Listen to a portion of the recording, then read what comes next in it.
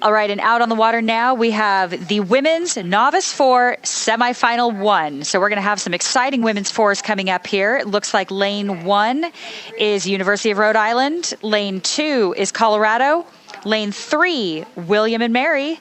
Lane 4, Georgia. Lane 5, University of New Hampshire. And Lane 6, Northwestern. And we are getting some placing for you as we're about 2.5 minutes into the race. So these boats should kind of be settling into their race pace now. Looks like we have some pretty good steering going on by these coxswains. Not too bothered by the wind as we get some places. And it's looking... All right, so very early on here, we have William and Mary rowing out of lane 3 is your early leader, but they are holding off quite a charge here from the University of New Hampshire. University of New Hampshire doing a really, really nice job trying to see if they can take a little bit of that lead away from William and Mary that they have established in this first 500. So again, a lot of composure. We're still at our kind of high stroke ratings. Crew's still trying to figure out how to settle down into the body of their race. So we'll keep an eye on William and Mary and University of New Hampshire. In the third place position, we're going to move over to lane 2. That's Colorado. Colorado in third. They are followed by lane 4, University of Georgia. So Georgia doing a nice spot, holding on to that fourth place position. In fifth, it's going to be Northwestern. And then finally, 6, University of Rhode Island. So again, William and Mary, now they have sensed that University of New Hampshire wanted to push into their lead a little bit. So they've taken it up, taken that stroke rate up a little bit, maybe done a power 10. And, you know, this is that part of the race that is so hard. This is where the coxswain is key. Whitney, can you speak a little bit to that in terms of, you know, the coxswain is most likely in a bow loader. You can even explain what a bow loader is for those who might not know. Yeah, absolutely. So there are 2 types of 4s, a stern loader and a bow loader. And if you don't know, the stern loader is where we sit in the stern, and you don't actually see those too often anymore, where we actually face the rowers head on. So now you pretty much see these bow loaders where coxswains are tucked in feet first in the bow of the boat, and really all you have is your peripheral vision. So it can make it really difficult to call some of these races, because a lot of times if boats are behind you, you can't really see where they are. So you have to sort of feel, you know, trust your rowers if somebody says something. So it can be really, really exciting. And when you're eye to eye, you can just see a bow ball right next to you, you know, in your peripheral vision. It makes it really exciting as a coxswain to kind of get into this body of the race here and get your crew going, because this can also be kind of a dead zone in the race as well. But in terms of speed, you know, as a coxswain, you really want to be down there in the bow of that boat, right? I mean, sometimes, especially with the novices, you'll see them sitting up a little bit, which is not to their advantage, but it does allow them to see a little bit better, right? Absolutely. And you know what? That's kind of part of learning how to do it. You really want to get tucked down there. Think of it as aerodynamics. You know, we really want to stay down, tucked in. We have a nice little cockpit down there. Hopefully we have nice smooth water like this. We're not getting a bunch of splash, because that can be pretty uncomfortable, I have to say. But yeah, you really want to tuck yourself down in there. There's a little steering stick in there. And if you're really lucky, you've got a little place to put your feet in the bow. But yeah, you don't want to be sitting up too much. It really gets in the way. You can also get hit by your bow seat, you know, and nobody wants to do that. You don't want to get hit in the head by some layback. And no one knew that this was a contact sport, but, you know, proving that wrong, you never know. So we're still keeping an eye on William and Mary and University of New Hampshire for that lead spot. They are really, really close to each other. As they come into a little bit better vision coming across the 1500, I am going to still give the advantage to William and Mary for the top spot, but really holding on and holding off the University of New Hampshire. So they are in second. Behind them, it continues to be Colorado. So Colorado rowing out of lane 2, but back by a bit of open water. So this is, let's see, this is the first of 4 semifinals. So we've got a lot of novice 4s out on the water. So the way that this works is that our top crews, this is an A-B semifinal. Okay, so again, this is explaining the complicated progression system of the ACRA. But these first 2 semifinals are for contention in the A and B grand final. So top 3 boats will move on to the A-level final. The remaining 3 will move on to the petite level final. So William and Mary, University of New Hampshire, and Colorado, right now, those are your top 3 boats.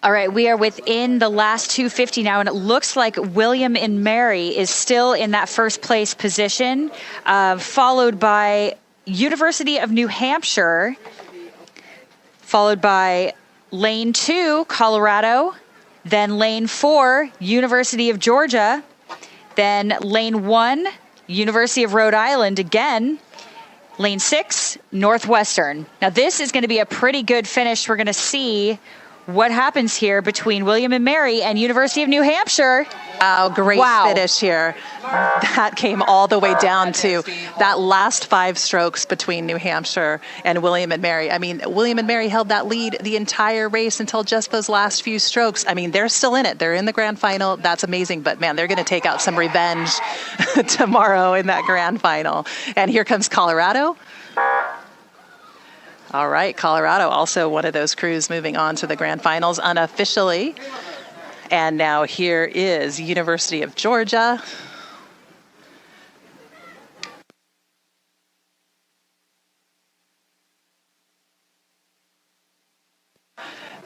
And now Northwestern, and then finally Rhode Island.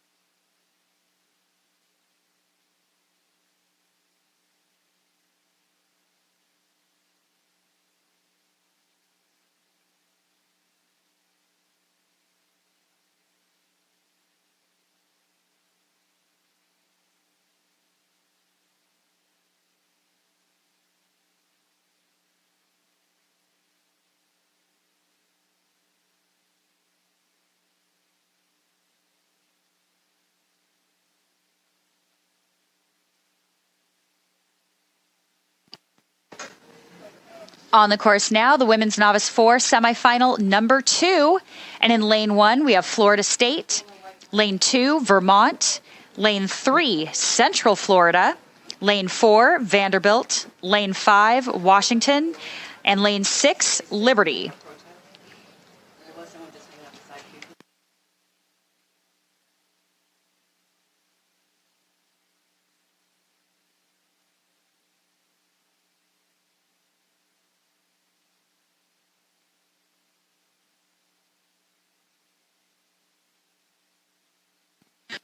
All right, and we're still very, very early on here within the first 500 for this race. Again, this is the AB semifinal, so these crews vying for a spot in either the grand final or the petite level final. And right now, Central Florida, your early leader, they have established themselves as an open water lead over our second place crew, which is going to be Florida State. So Florida State locking themselves into second, but looking at a really nice charge here from Vanderbilt and Washington in lane 5, Vanderbilt and Washington, Florida State, those boats, I mean, 3 boats really straight across. So I'm looking at now a little bit of an advantage going to Washington for that second place position. So we'll keep an eye on those crews as they progress down the race course.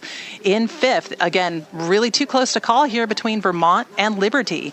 So as we get a little bit further into this piece, as the legs really start to burn, the lungs start to burn, there's going to be a little bit more separation of crews. So we'll be back at the 1,000 to give you an update.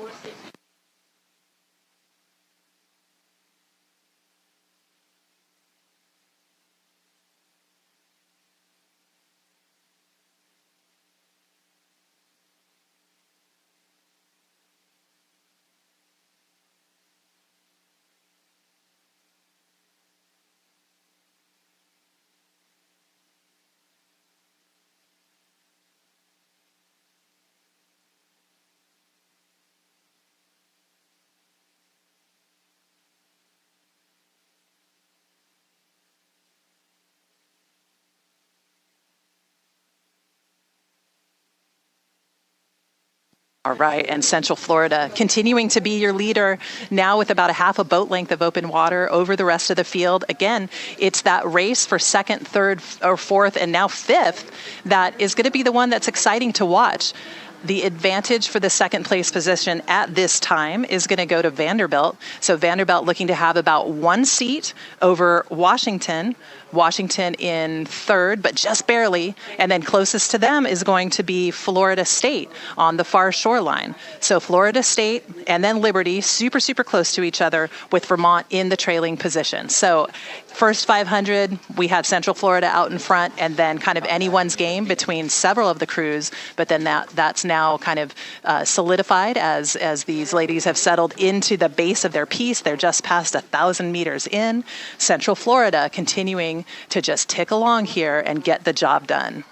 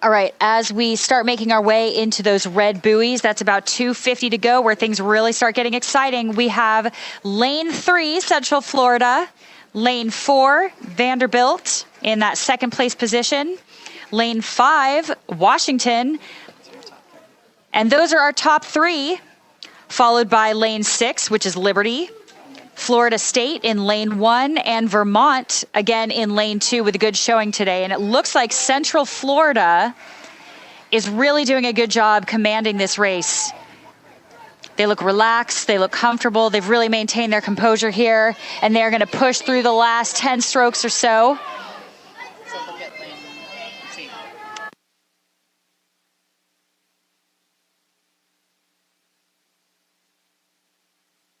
All right, so Vanderbilt continuing to hold on to that second place position, but it is really, really tight here between Florida State and Washington. Florida State and Washington so close to each other. I'm going to give that advantage right now to Washington. And that's it. That is their bow across the line in that third place position. Florida State was so close, but just missed the mark there. So they are fourth, followed by Liberty, and then finally Vermont. So that concludes the semifinal that contests for the A or B the grand final or the petite level final. So top three move on to the grands, and then the remaining boats move on to that B level or petite level final.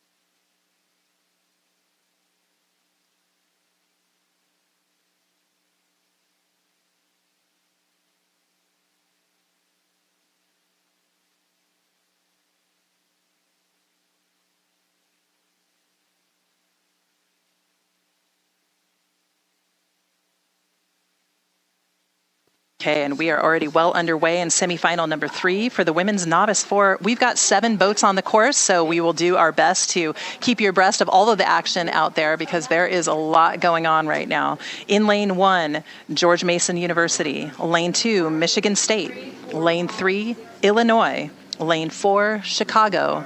Lane 5, Texas. Lane 6, UC Irvine. And lane 7, Virginia Tech.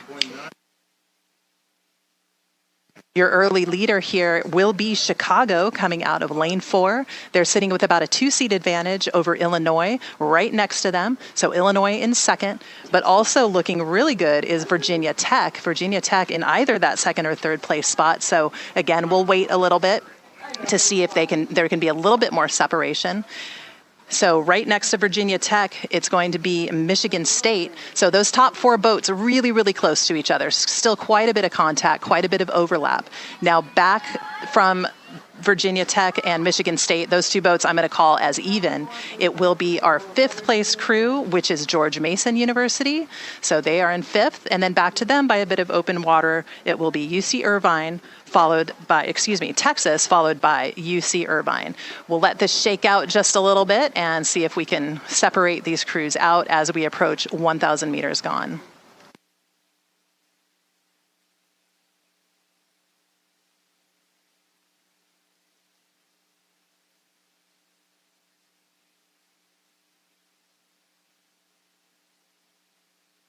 Right, and if you're looking at this overhead drone shot, you can see all the geese on the water down there. And, you know, it is known that occasionally there's some wildlife, I don't want to say interference because I think that's probably not the right thing to say, but, you know, sometimes we are in a natural environment.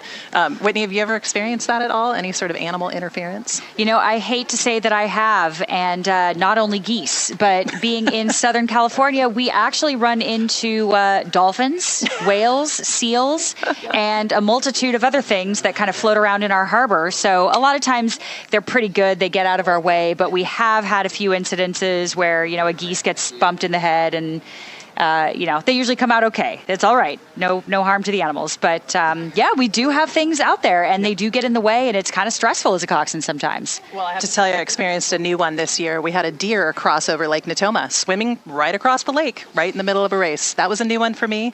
Seen alligators, I've seen geese, ducks. A deer was a new one. So back to the racing action. We still have Chicago as your leader, but just barely holding off Illinois. Those 2 boats pushing each other so hard that they've now separated themselves even farther from the rest of the field. So we'll see if we can get a little bit better shot so we can shake out who is in that 3rd or 4th place position. And, you know, while we're getting that shot, I'd love to point out, too, that we are actually getting a few little gusts, a little bit of breeze coming across the way here. It's going to start to open up a little bit. The course opens up a little bit here. And so, you know, I just want to really show some respect to these fours that are out here managing themselves pretty darn well. You know, where if you keep your blades up in the water a little bit too long, you get blown to one side. So it takes a lot of composure by the coxswains and the athletes. And I was actually going to ask you, you know, what do you think as a rower, as an athlete, that makes a 4 a little bit more difficult in these open conditions like this? I'm going to say that you've got to focus on your catches. You've got to focus on getting your blades in the water. That sounds very simplistic, but it's true. When you're dealing with a headwind, it's going to slow the boat down, and you might want to hold on to the square of your blade a little bit longer, so it kind of helps to push the boat along, somewhat like a sail. But you still have to get those blades in the water quick. So again, the coxswain serving as not only the psychological, just like getting inside your head as an athlete, but also the tactician. So they should be, with these changing conditions, reminding the athletes, hey, focus on your catches, focus on getting those blades into the water as fast and cleanly as possible so that we can handle these headwind conditions.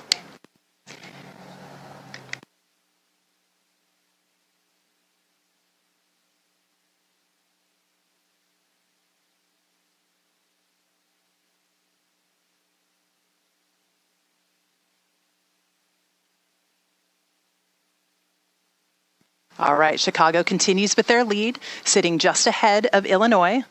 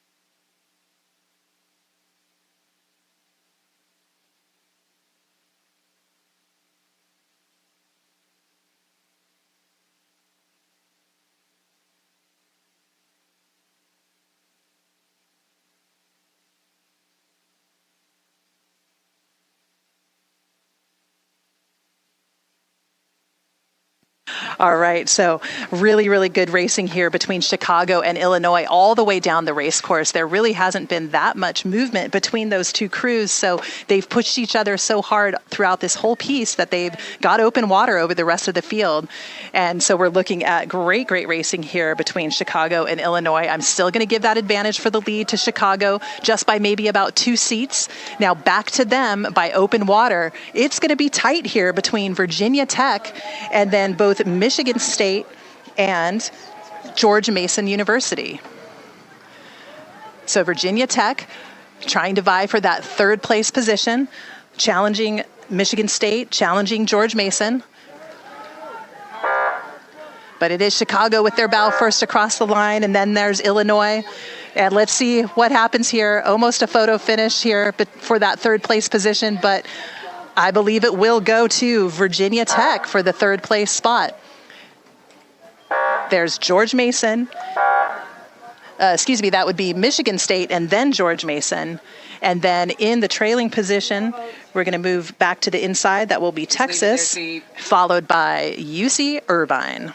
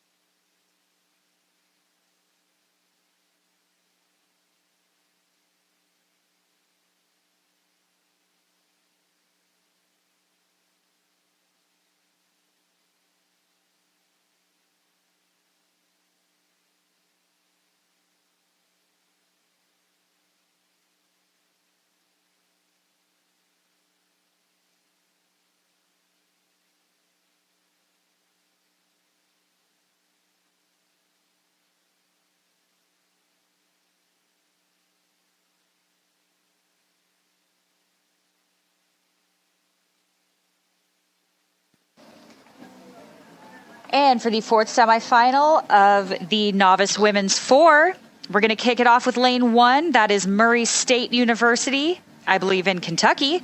Lane 2 is Long Beach State. Lane 3, Grand Valley. Lane 4, UC Davis, go Aggies.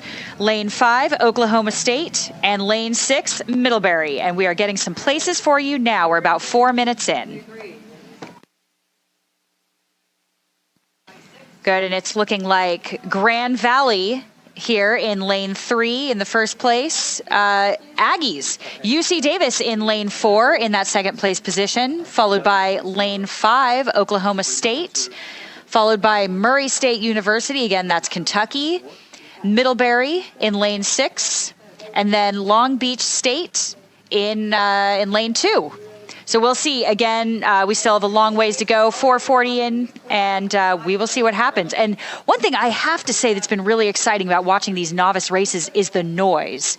I cannot believe how enthusiastic these novices have been. It's really made this race exciting overall. I feel like we have such a huge novice contingent at this race, and we're hearing it at the finish line, we're hearing it on the shore. People are just excited to be here and excited to be racing again and excited to be watching their teams in these other boats again. Yeah, and I think you're right, Whitney. I think one of the things that's so cool about ACRA this year is that, again, this is the biggest collegiate regatta in the country. This outpaced Dad Vales this year. I mean, so that just shows you how hungry these athletes are for teamwork, for this spirit that rowing, as you know, as a rower, as an athlete, that's what gives you a place in your world when everything else is a little bit funky. You've got rowing to go back to. You've got hard work to look forward to, and you have a national championship that you can contend with. I mean, it's been so much fun to talk to these athletes and see how excited they are to come out here. And I think you're right. Like the noise level it's been hilarious to listen to the coxswains. I mean, there's a lot of action when you got 6 boats on the course. You want to make sure that your athletes can hear you, but it's the excitement, it's the fury of novice rowing that really is so much fun to watch. And right now what we're seeing is, no surprise, Grand Valley out there in front. They have done a really nice job from the very start leading this race. Again, just as a reminder, this is the C and D semifinals, so these crews competing for a spot in the 3rd or 4th level final for the Women's Novice 4. One of the most popular events here at the ACRAs. I think we had a total of 25 entries in this event. So, I mean, that tells you exactly where we're at with novice rowing. We've got a lot of new kids out there, and it's so great to see. So Davis continuing in 2nd. They're going to be followed by Oklahoma State, and then Murray State in 4th. In 5th, it will be Long Beach State, and then finally Middlebury. So final 500 meters. And we'll see how that shakes out as we come in to the final strokes for this Women's Novice 4.